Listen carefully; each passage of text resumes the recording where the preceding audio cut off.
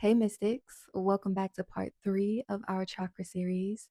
Today we're diving into Manipura, the center of power, transformation, and self mastery. When broken down, Mani means shining gem, and Pura means place. Altogether, they can be translated as place of the shining gem, which I personally love because this chakra is connected to the element of fire. And this is where passion, warmth, and raw energy resides. It represents your inner fire, that light that already exists within you. The solar plexus is located above your navel, about 4 fingertips up, and is connected to your stomach, your liver, your pancreas, and just your overall digestive system. Basically, the parts of your body that processes and absorbs things, but not just with what you eat, but also with what you experience and how you feel about those experiences. So, just your overall emotions as well. The symbol of this energy center can be depicted as a 10 petal lotus flower with a downward triangle in the middle. The petals represent different mental or emotional patterns that are tied to the ego. Some of those patterns include things like jealousy, ignorance, fear, sadness, disgust, or attachment, and about 4 others that I'll have listed to the side, of course. The downward pointing triangle represents your inner power and ability to transform. And with this chakra being connected to the element of fire, altogether, this symbol can be seen as our ability to take our lower emotions and transmute them with that inner flame into strength and courage and action. I like to think of it as the chakra in charge of spiritual alchemy. Also, its color being yellow is significant because this is the chakra of energy, intellect, clarity, and that overall connection to your personal power. This energy center governs your sense of identity, your confidence, your self esteem, your willpower, and your ability to move through life with clarity. It's truly the chakra that turns intention into action, because it's one thing to say you want something, but it's another to actually do the work to get it. And then it's a whole nother thing to actually maintain it. So bringing this energy into balance helps you go after what you want and follow through. When this chakra is balanced, you feel more secure in who you are.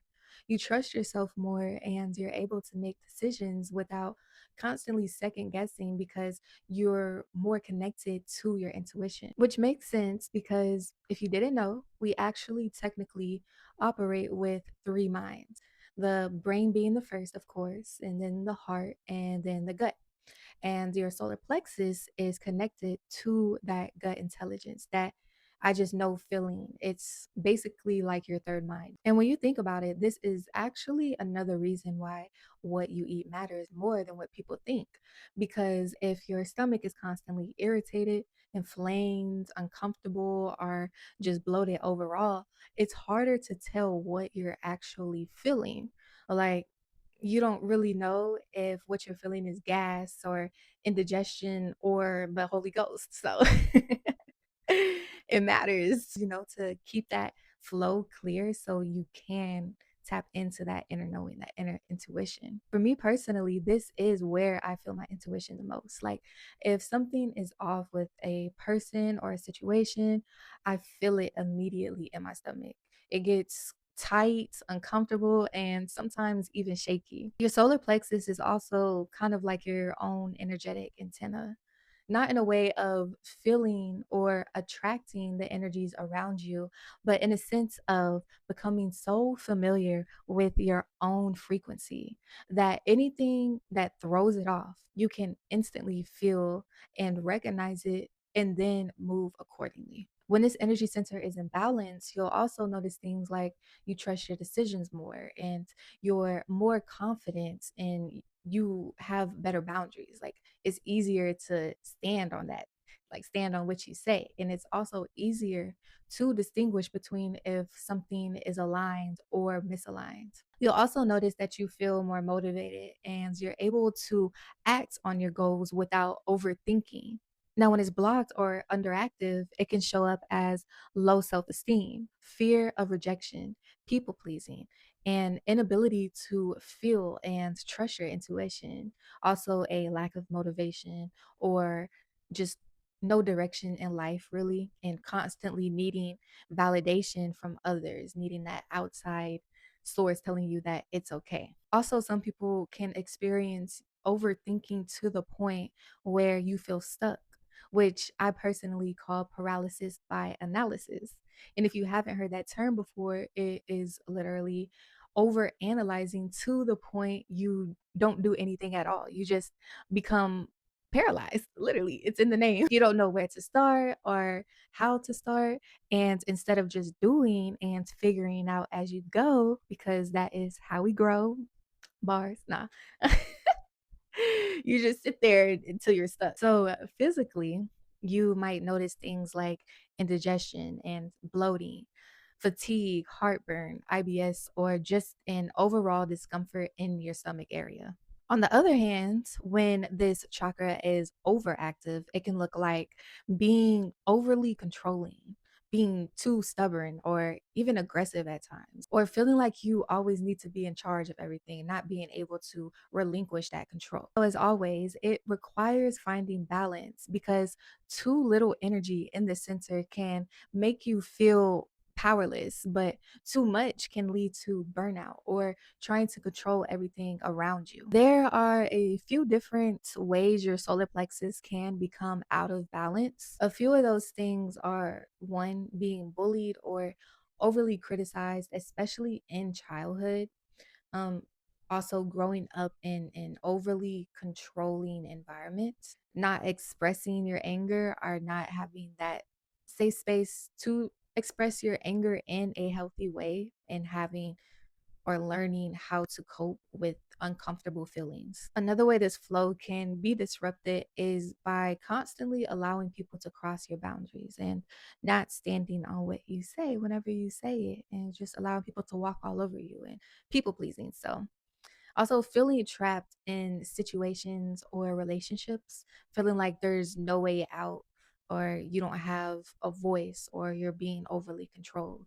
Now, if you have an overactive or underactive flow in this energy center, there's no worries because I will go ahead and share a few simple tips to bring it into balance. One simple way is through meditation. Of course, right?